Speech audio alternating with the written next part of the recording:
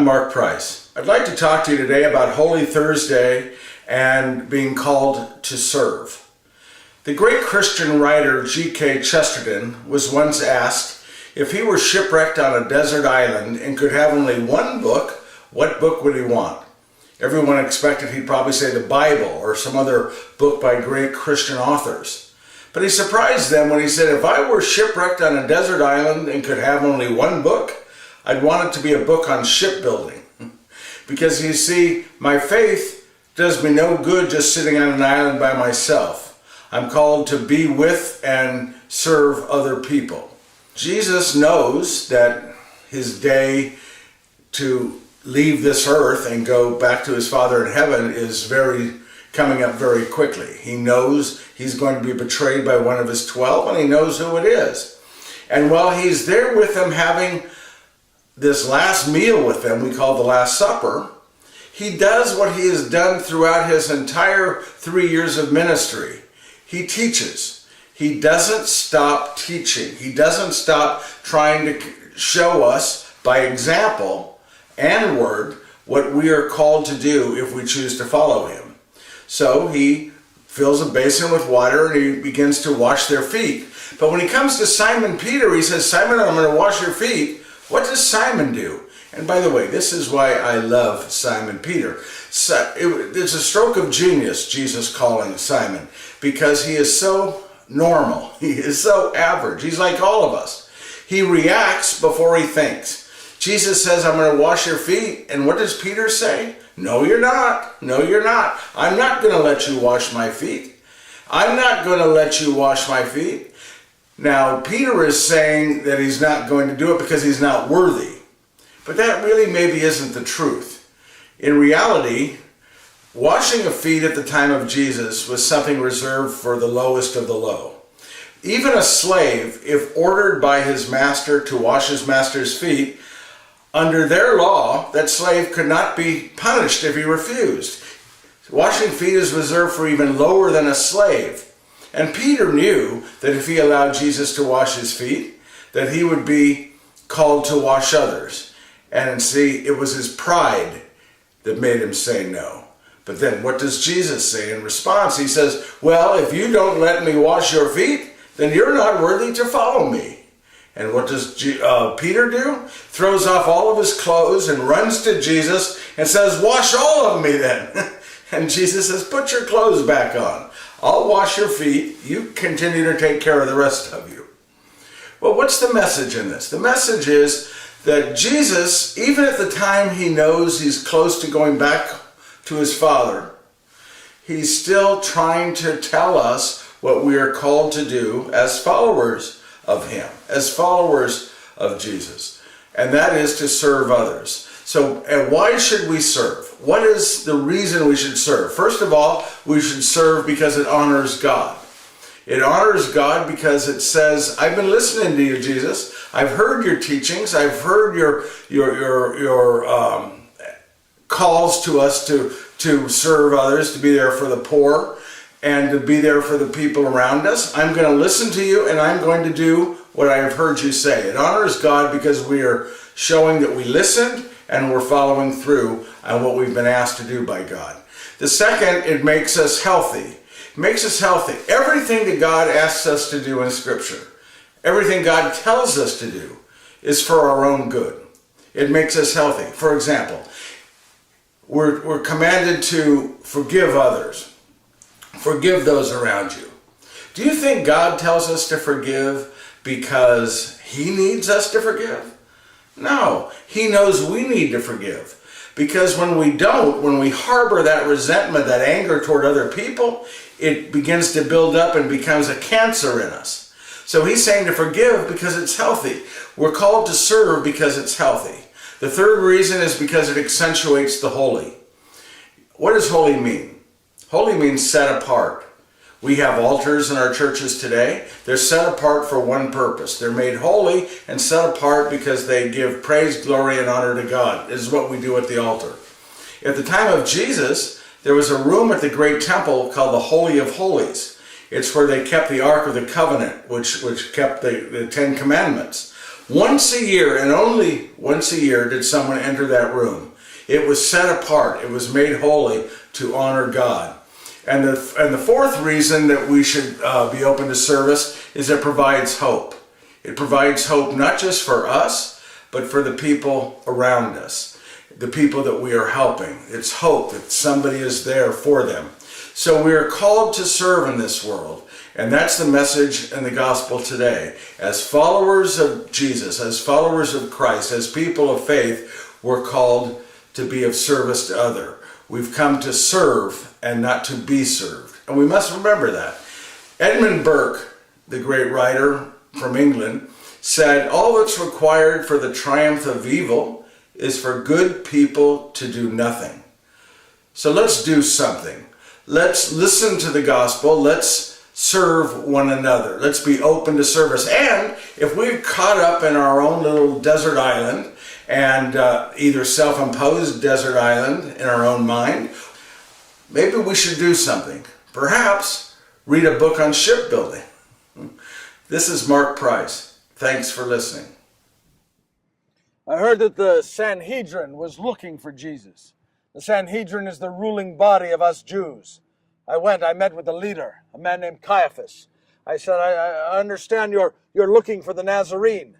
He said he was. I said, well, I could take you to him when he'd be all but alone. Caiaphas said he'd like that. But then I asked him, I said, Caiaphas, what do you want him for? What do you want him for? He looked me in the eyes and he said, all we want to do is talk to him. That's what he said. He said, all we want to do is talk to him. Don't you see, I believed if Jesus were brought before the Sanhedrin in question, he'd be forced to answer the questions. They would see who he was, and the angels would come from heaven, and he'd be glorified, and I there by his side would be glorified. Don't you see? All I wanted was what was best for Jesus. Caiaphas then handed me money, 30 pieces of silver. I said, Caiaphas, I don't want your money. I'm not doing it for the money. I don't want your money. Caiaphas said, you've earned it. You keep the money. If you don't want it, you can give it to the poor.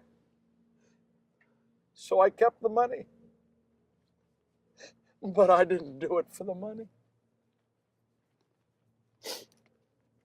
I left him and I went and met with the others at a place we call the upper room, for what you now call the Last Supper. And when I walked in, do you know what Jesus was doing? He was in the corner. He was washing the feet of one of the others. And when he saw me, he said, Judas, come over and sit down. I went over and I sat. Jesus washed my feet. He washed my feet. Don't you see? It was his way of saying, it's not too late, Judas. You can still change your mind.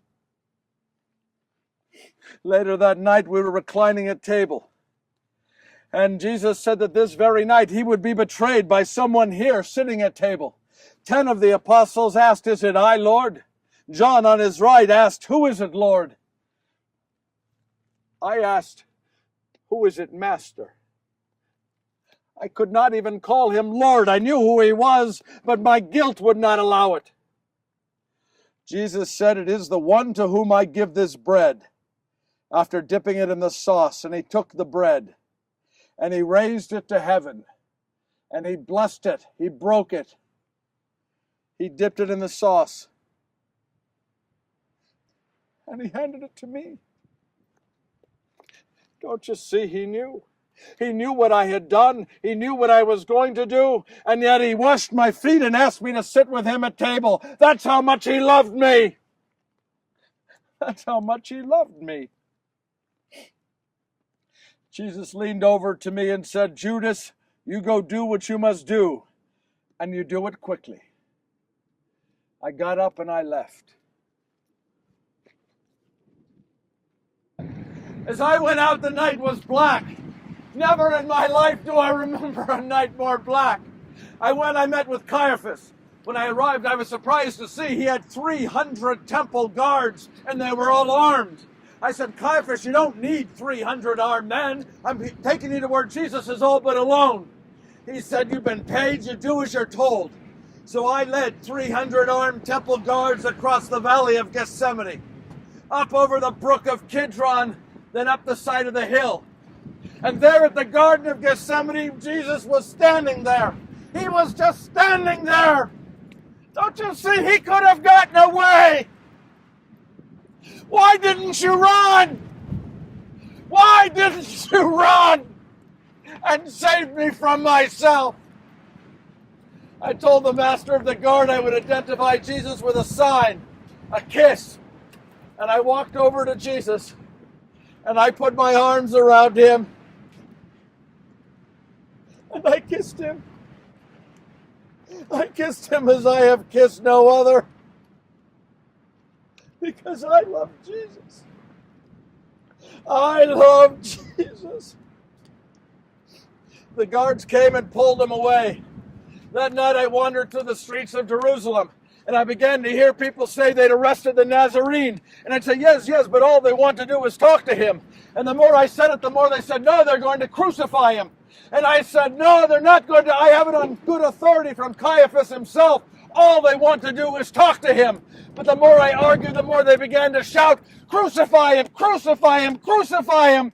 Every face I was looking at seemed to be shouting, crucify him. Some of the very same people who less than 1 week earlier were waving branches of palms, shouting, Hosanna to Jesus, praise to Jesus, were now shouting, crucify him, these hypocrites! What had I done? I ran and found myself in front of the great temple, and I took the 30 pieces of silver, and I threw them on the floor of the temple, and my head kept pounding, crucify him, crucify him, crucify him!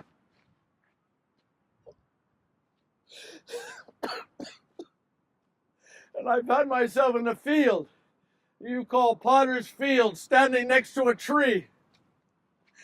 And I took the rope from around my waist and I threw it up over a limb of that tree. And I hanged myself. Do you know what my sin is? Do you? My sin is not the betrayal of Jesus. That's not my sin. My sin is putting my will, my hopes, my goals, my dreams, my desires before the will of God. My sin is making what I wanted more important than what God wanted. To this very day, I can't even drop down to my knees and say, Jesus, please forgive me. I'm sorry. My pride gets in the way. Don't let your pride stand between you and God. I am here this day for one reason, and it's to warn you, because there's a part of me in each and every one of you. And just as I failed, so too can you. Put God first in your life. Let God's will be done. And then your fate will not be the same as mine. Damned for all time. Shalom. Sometime later, we met at a place that we call the upper room, for what you call the Last Supper. And before I go on, how many people do you think were there at the Last Supper? How many people? Most people say 13. Is that what you think? Yeah, the 12 of us and Jesus, yes? Yes, 6 on one side of the table, Jesus, and the other 6 on the other side of Jesus. Yes? 6, Jesus, 6. Is that what? No. That was just for the picture. No. If it was just the 13 of us, question, who cooked? Who cooked? You would not want to taste what I cooked, and I've tasted what Simon cooks. I would rather eat my sandal. Now, who cooked? There was always many, many people with us with Jesus. There were family, there were friends, there were children. And this day, Jesus knew something that none of us knew. This was going to be his last meal with us. So there were many, many more people there than there were normally at this meal. And I remember Jesus said to us that he was going to leave. And he was going to prepare a place for us. That in his Father's house there are many mansions, he said to us. And he was going to prepare a place for us. And that we would know the way. And I looked at him and I said, what do you mean we will know the way? You're going to a place we have never been. How will we know the way?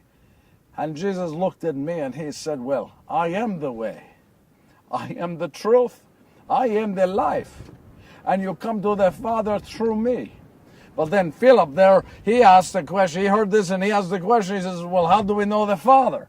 And Jesus says, if you know me, you know the Father. You know the Father, you know me. Well, we heard Jesus teach us many, many times. He said many things to us. And most times we thought we knew what he said. But we found later that we took a long time to truly understand in our heart and our mind what it was that Jesus was saying. But later that night, we all gathered together at a place called the Garden of Gethsemane. And we were all there. We'd been praying with him and talking with him. And then all of a sudden, soldiers came. And they were led by one of our own, Judas the Iscariot. He came. He led the soldiers right to Jesus. And they took Jesus. Do you know, he betrayed him with a kiss. Can you imagine this? He betrays our Lord Jesus with a kiss. And they take Jesus and they put him into chains. Now, Simon Peter finally jumps up. He was asleep and they woke him up. He jumps up and he takes the knife. The little knife, he kept into his belt. He took it. It was the knife he uses to gut the fish. And he started to swing his knife like this. And he sliced off the ear. Not of one of the guards. He sliced off the ear of one of the slaves of the temple guards. Let me tell you, as far as he was as a swordsman, Simon made a much better fisherman. Well, Jesus saw what happened. Even though he was already tied with his hands, he leaned down and he picked up the ear from the guard, the slave of the guard, and he put it onto the head, and he healed that man right there. Jesus knows he is being taken away, and yet he does what Jesus always does. He takes time out for another person.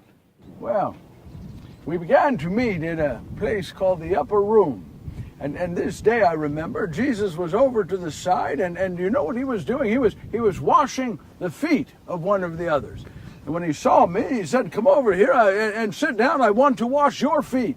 And I looked at him and I said, no. I said, I will not allow you to wash my feet. I am not worthy. May I confess something to you? I lied to Jesus. Yes, I lied to him. You see, in my day, washing feet is reserved for the lowest of the low. Did you know that? That even a slave, if the slave were ordered by his master to wash his master's feet, under our law, the slave could refuse and that slave could not be punished. Here was Jesus washing feet, something reserved for even lower than a slave. And I knew that if I allowed Jesus to wash my feet, I would be expected to wash others. You see, it was not a feeling of unworthiness that made me say no. It was my pride. Well, Jesus looked up and he said, if you don't let me wash your feet, then you are not worthy to even follow me. Well, when he said that, I threw off my cloak and my tunic and I ran to him and I said, wash all of me then. And he started to laugh. He said, put your clothes back on. He said, I'll wash your feet. You take care of the rest of you. Well, that night we were reclining at table, and Jesus said that this very night he was going to be arrested and been beaten. Well, I stood up and I said, no, you will not. I will not allow it. You'd think I would learn, wouldn't you? But Jesus looked at me and said this. He said, Simon, there's something I'll tell you of Jesus. When he was pleased with me, he called me Peter or Simon Peter. But when he was displeased, he called me Simon. And this night he said this. He says, Simon, hear me. Before the cock crows, you will deny me 3 times. Well, I started to argue. I will never deny you. And finally, I had enough sense to sit down. What did I tell you Jesus does when you argue with him? He just looks at you, gives you plenty of time to realize that he might be right. So finally, I closed my mouth and I just sat back down. Well, later that night, we were at a place called the Garden of Gethsemane. And Jesus asked a group of us just to kneel and to pray with him. And I remember I was off to the side and I was kneeling, and do you know that I fell asleep? Jesus came over, he nudged me on the shoulder, and he said, Simon, he says, I've asked you to pray with me. I said, I'm sorry. Yes, I will pray with you. And I remember I started to pray, and I noticed Jesus off to the side, and I could hear that he started to cry. And so I was praying in earnest, but did you know I fell asleep again? I fell asleep. And Jesus came over and he nudged me again, I think a little harder this time, and he said, I've only asked this one thing of you. One thing, to pray with me for 1 hour. Can you not do this? I said, yes, Jesus, I am so sorry. I will pray with you, yes. And I started to pray. I saw Jesus was praying. But do you know that I fell asleep for a third time? Yes. It was only when the guards came to arrest Jesus that I awoke. And I remember I got up and I saw that they were arresting Jesus and taking him away. Well, John came over to me and said, Simon, let us follow. Let's see where they take Jesus. I said, yes. And so we followed at a distance, and we found that they took Jesus to the home of Caiaphas, the high priest. And John knew people there. His father Zebedee owned the fish company that we worked for. And so they sold fish to the home of Caiaphas. And so he was able to get us into the house. And we made our way to a center courtyard. And as I was there, John said to me, he said, Simon, you just stay there by the fire. He says, warm yourself, and I'll go and find where Jesus is. I said, all right. I stood there, and John went, and I'm warming myself. And all of a sudden, there was a woman off to the side, and she just kept looking at me. And I remember I moved away and turned, and she came closer, and she said to me, she says, I know you, don't I? I said, no. She says, you're a friend of the Nazarene. I said, no, I'm sorry. I don't know who you're talking about. And I turned away from her. But do you know, she came around to the other side. And she looked me closer in the face and she said, yes, I'm sure of it. You are a friend of the Nazarene. And I said to her, I'm telling you, I don't know who you're talking about. And then there was a man who was standing against the back wall. And he stepped forward. And I saw his face by the light of the fire. And he said, why do you lie to this woman? I know who you are. I have seen you with him many times. You are one of his closest. And I shouted at him. I said, I do not even know the man. As I said that, I heard the crowing of a cock. And I remembered what Jesus had said. And I remember as I turned, I saw Jesus on the stairs. He was walking up. He had already been beaten. And he was just looking at me. And I turned my back on him. I turned my back on Jesus. I ran out into the streets of Jerusalem, and I dropped down to my knees, and I begged God for forgiveness. I said, God, please forgive me. I want you to know something, and this is very important to me. There is little to no difference between what I did and what Judas Iscariot did. We both betrayed Jesus. The only difference is I dropped down to my knees and I begged God for forgiveness. I pray to this very day that my brother Judas had done the same. Well, the next 2 days were the worst days of my life. Jesus was beaten many times. He was scourged. He was taken out and he was crucified. And where was I? Big, strong Peter, the rock, the one who was going to stop this from happening. I will not allow it, I used to say to him. Where was I? I was hiding. Like a frightened rabbit, I was hiding. I was not even there when they crucified my Lord. I was too frightened.